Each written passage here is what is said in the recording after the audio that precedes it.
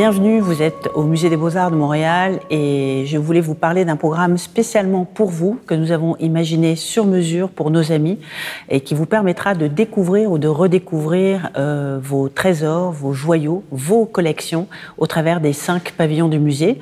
J'ai fait un choix de mes coups de cœur au travers de cette collection extraordinaire et je vous invite à venir la découvrir grâce aux ateliers thématiques, grâce aux visites guidées, grâce aux parcours spécifiques que nous allons imaginer pour la première fois pour vous, donc afin que vous compreniez, que vous exploriez, que vous soyez encore plus à la rencontre de ces œuvres extraordinaires que nous conservons au Musée des Beaux-Arts de Montréal. Alors voilà quelques choix spécialement choisis pour vous.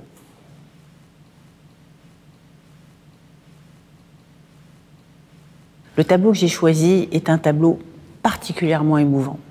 C'est un petit tableau pourtant. Quand vous le regardez, vous voyez 2 enfants qui sont sur une route dans les Alpes bavaroises et qui rentrent donc d'école apparemment avec tout leur matériel sous le bras. L'une est pieds nus, ils sont très jeunes. C'est un tableau exquisement peint et il est vraiment d'une grande qualité de finition, presque d'une facture porcelainée.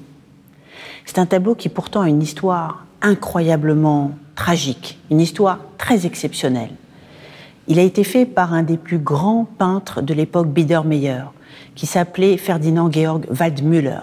Peut-être ne connaissez-vous pas ce nom, mais pourtant je peux vous dire qu'il s'agit d'un des plus grands artistes de cette époque, un peu l'équivalent d'un Jean-Dominique Ingres pour l'Allemagne.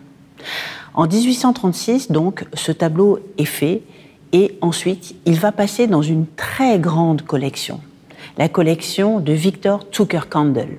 Un nom qui ne vous dit rien ? Pourtant, à Vienne, en Autriche, il y a un siècle, c'était un des plus grands mécènes qui soit. Le mécène derrière toutes les grandes fresques de Klimt, par exemple. Et puis arrive l'Anschluss, vous savez, la conquête de l'Autriche et la réunification par l'Allemagne nazie. À ce moment-là, ce petit tableau se transporte dans une maison, celle de Amalie Redlich. Et là, il y a un petit garçon, son petit-fils, qui s'appelle Georges, et qui voit ce tableau. Il rêverait d'aller à l'école, comme ces enfants qu'il regarde sur cette œuvre-là. Mais pourtant, il n'a pas le droit, il est juif. Et puis le drame arrive, la famille est déportée, la famille disparaît. Et ce petit garçon va partir vers la Belgique, il va ensuite aller au Canada, il va s'établir à Montréal en 1957, et voilà. Et un jour, cet héritier se souvient. Et il décide, par la force de sa mémoire, de récupérer des œuvres qui avaient appartenu à sa famille. Et il y arrive. Et c'est comme ça que nous avons réussi à retrouver donc cette œuvre-là, parce qu'il s'en souvenait sur les murs de sa famille, dans un château aujourd'hui brûlé, incendié, disparu, et il a pu récupérer cette œuvre. Pourquoi l'a-t-il donnée au Musée des Beaux-Arts de Montréal ? Parce qu'en fait, il a voulu remercier la ville pour son hospitalité. Et c'est ainsi que nous avons un merveilleux tableau d'un des plus grands peintres classiques de l'époque qui maintenant se retrouve au Musée des Beaux-Arts de Montréal.